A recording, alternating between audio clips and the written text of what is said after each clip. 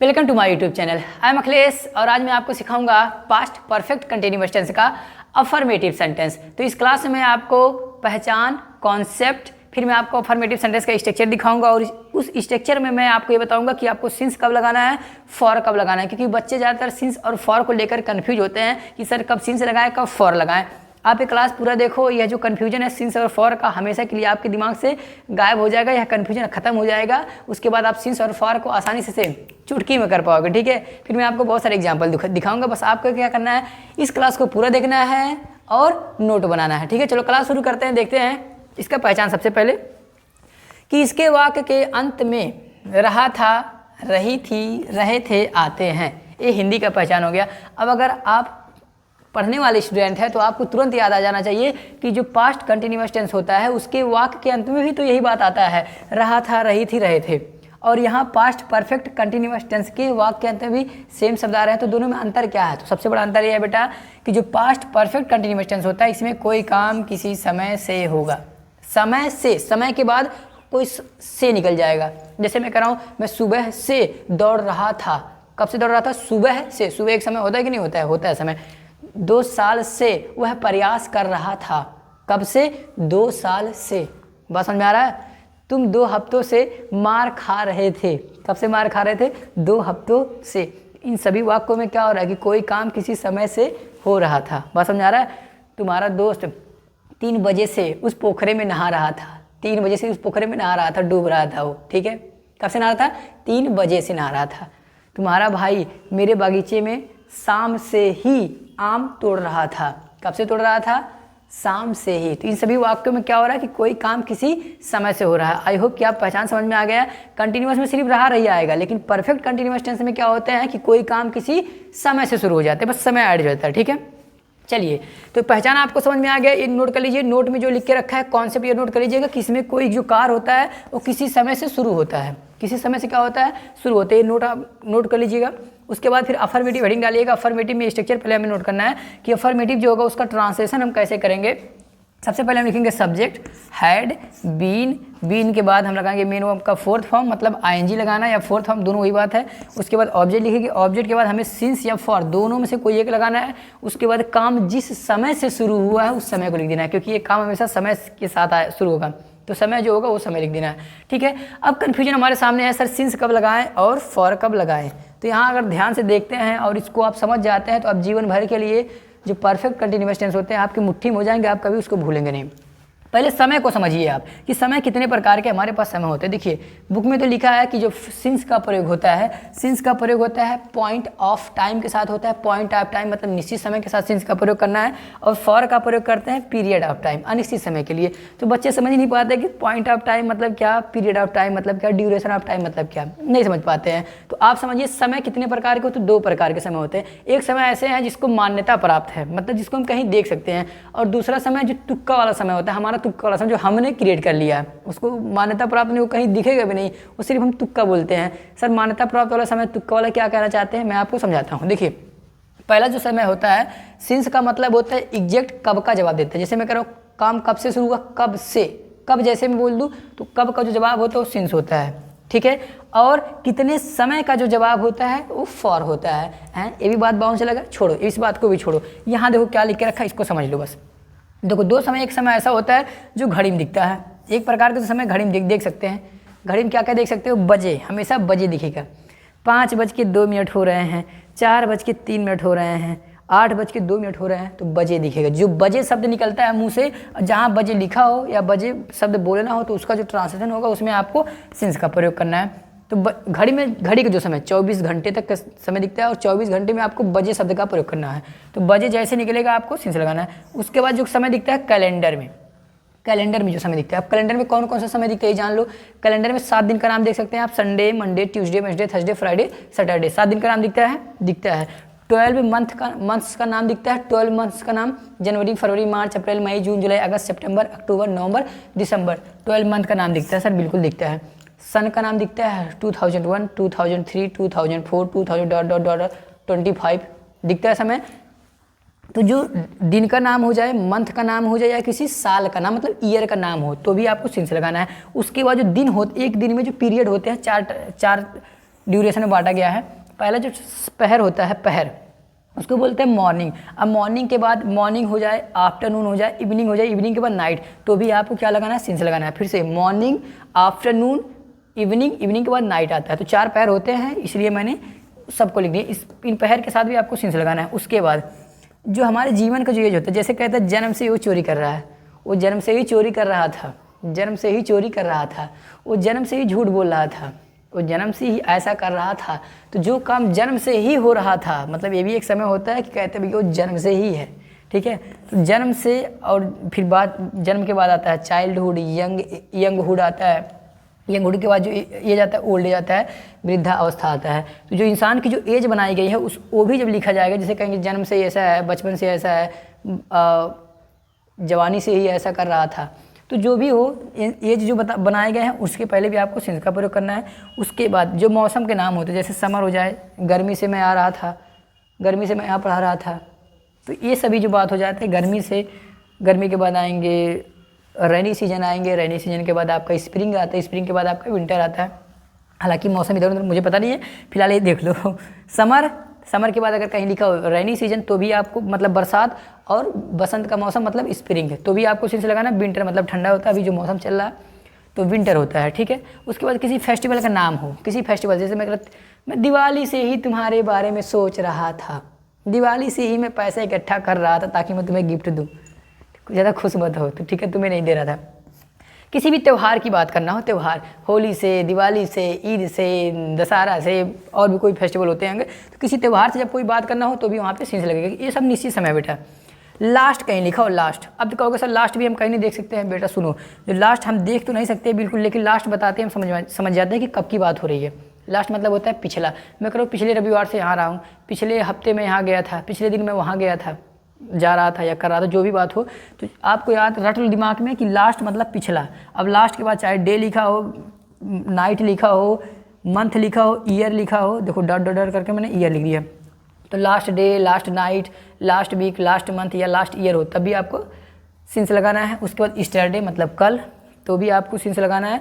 या the day before yesterday, the day before yesterday मतलब होता है परसों, जो परसों कहते हैं ना, परसों का इंग्लिश क्या होता है, द डे बिफोर ईस्टरडे, इसके लिए भी आपको सिंस लगाना है। बस इतना बात अगर आप दिमाग में बैठा लेते हैं, याद कर लेते हैं। अब याद कैसे होगा, आपको प्रैक्टिस करने से याद होगा, बिकॉज प्रैक्टिस करने से हर एक चीज़ पॉसिबल है, ठीक है। अब हम देख लेते हैं थोड़ा सा फॉर कब लगाएंगे। फॉर बहुत आसान है, आपको 1 2 3 आता है तो देख लो। फॉर कब लगेगा, 1 2 dot dot dot dot dot, कोई नंबर, एनी नंबर, कोई भी नंबर आ जाए, 1000, 2000, 1 लाख, 2 लाख, 3 लाख, ये सब नंबर है ना। तो जब इनके बाद मतलब नंबर के बाद कोई समय लिखा हो, नंबर के बाद क्या लिखा हो, समय। जैसे समय में क्या हो सकता है, आपका सबसे छोटा समय सेकंड, सेकंड से बड़ा क्या हो सकता है, मिनट, मिनट से बड़ा क्या हो सकता है, आवर, आवर से बड़ा डे, डे से बड़ा वीक, वीक से बड़ा मंथ, मंथ से बड़ा ईयर, ईयर से बड़ा डिकेड, डिकेड से बड़ा सेंचुरी, सेंचुरी से बड़ा मुझे भी नहीं पता, ठीक है।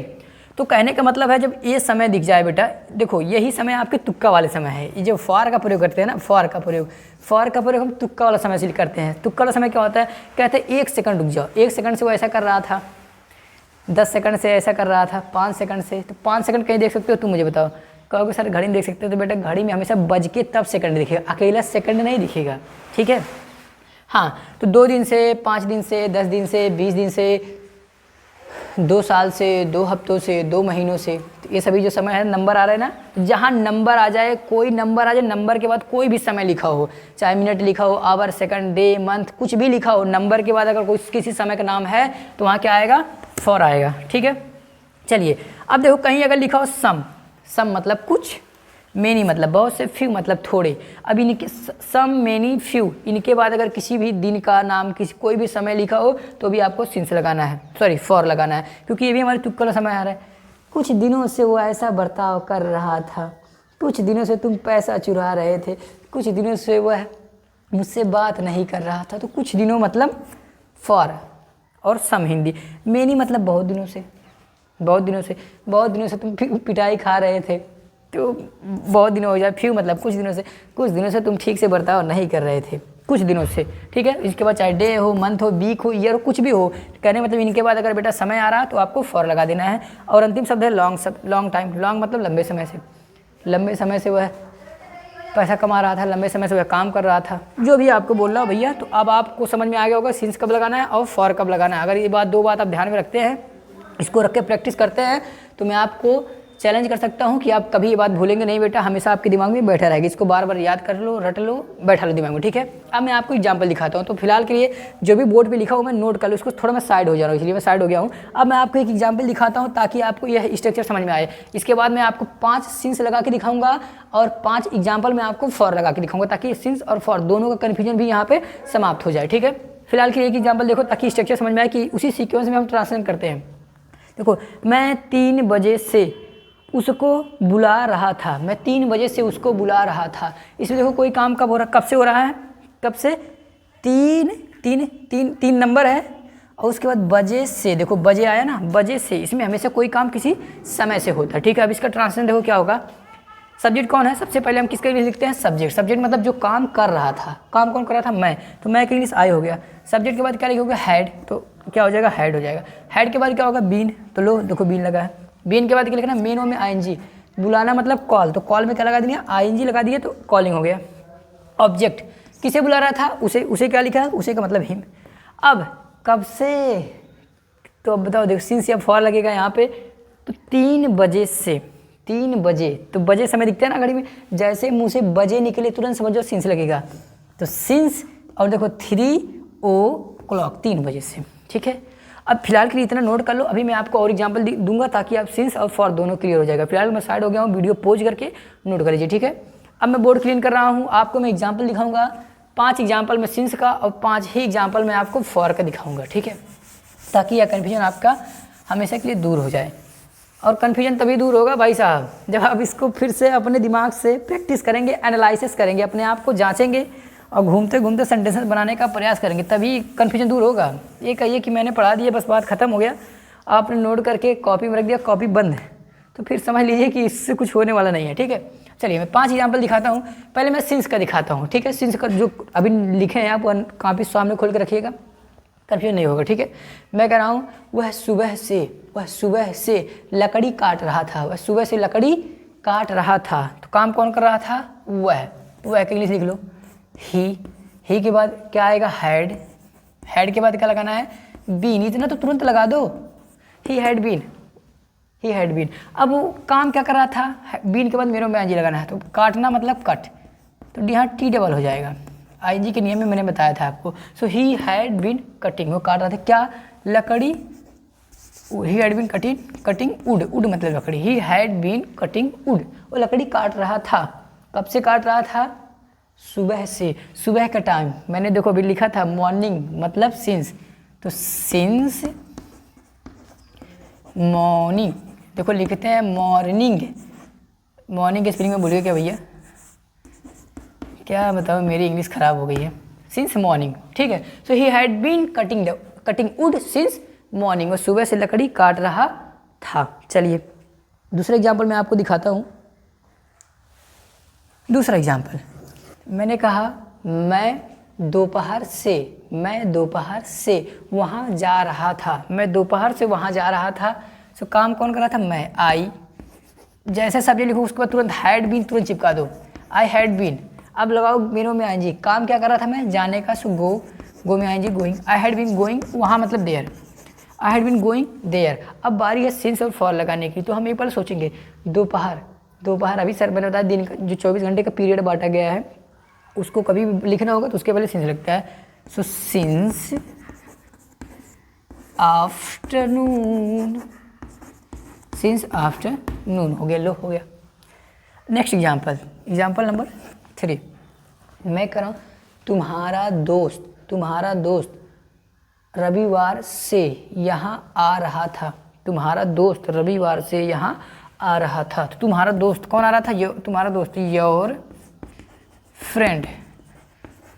फ्रेंड। जैसे सब्जेक्ट हो गया क्या लगा दोगे, तुरंत हैड बीन लगा दो, हैड बीन। मेनू में जी आना मतलब कमिंग, यहाँ मतलब here, your friend had been coming here, तुम्हारा दोस्त यहाँ आ रहा था, कब से, रविवार से, तो क्या आएगा, सिंस। और ध्यान रखना नाम है बेटा तो कैपिटल लेटर रहेगा, संडे, SUNDAY, सिंस संडे, ठीक है। एग्जाम्पल नंबर 4 मैं कह रहा हूँ हम 2 बजे से, अच्छा मौसम का नाम लेते हैं, हम गर्मी से उन्हें पढ़ा रहे थे।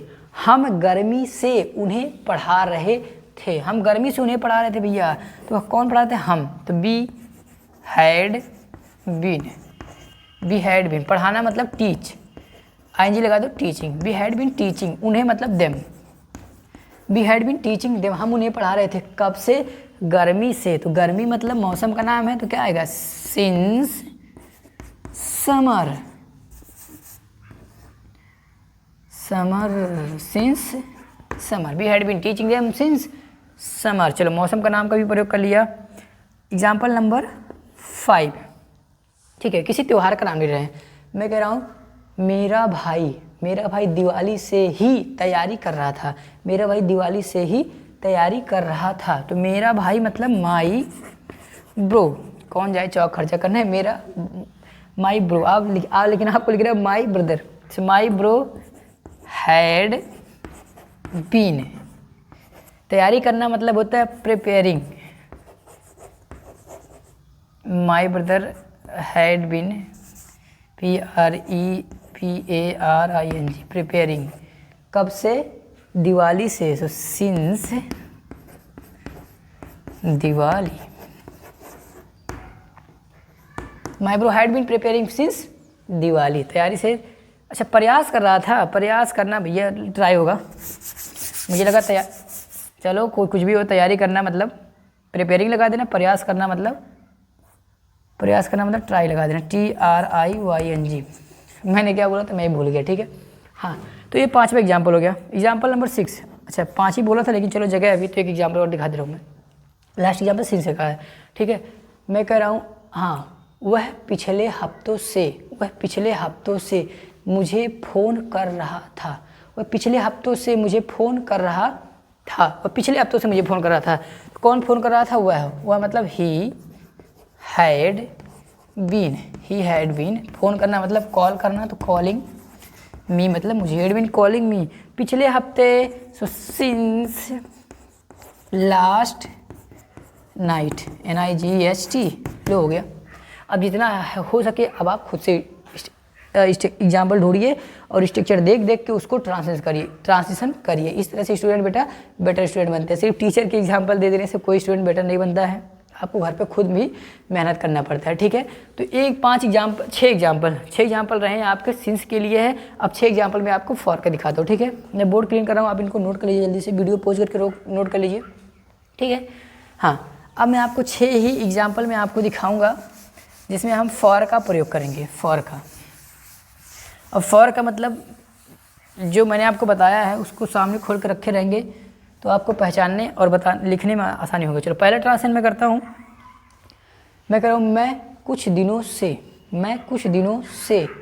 वहाँ जा रहा था। मैं कुछ दिनों से वहाँ जा रहा था। So I had been. जाना मतलब गोइंग, वहाँ मतलब there. I had been going there. कुछ दिनों से, कुछ मतलब फ्यू। अच्छा पहले फॉर तो लगा लो। For few days.